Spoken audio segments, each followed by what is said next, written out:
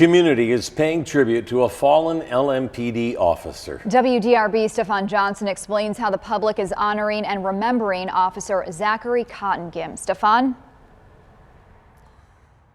Well, this morning, Officer Cottongim's body arrived behind me here at Southeast Christian Church, and from noon until now, hundreds of people have showed up to pay their respects. Yeah, it's crushing. There's no other way to put it. Okay. The body of fallen LMPD officer Zachary Cottongim arrived at Southeast Christian Church on Blankenbaker Parkway on Tuesday morning.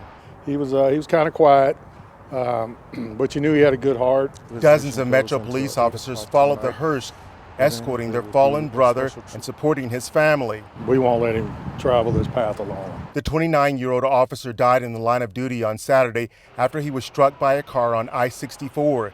He was a 7-year veteran of LMPD, assigned to the 1st Division. I was honored to train Zach when I was a police instructor.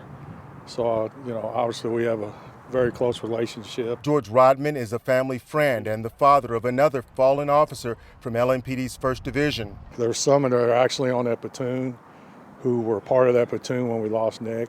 So you got some young kids out here that have, haven't served a long time, but have lost 2 friends in 5 years. And even though this wasn't a felonious death, it wasn't an attack, officers know when they're working that they could be the victim of assault at any time. Eric Johnson is executive director of Supporting Heroes and says that's why the family and fellow officers need to see the community's support, like seeing people lining the streets as Officer Cottongim's body was escorted to the church.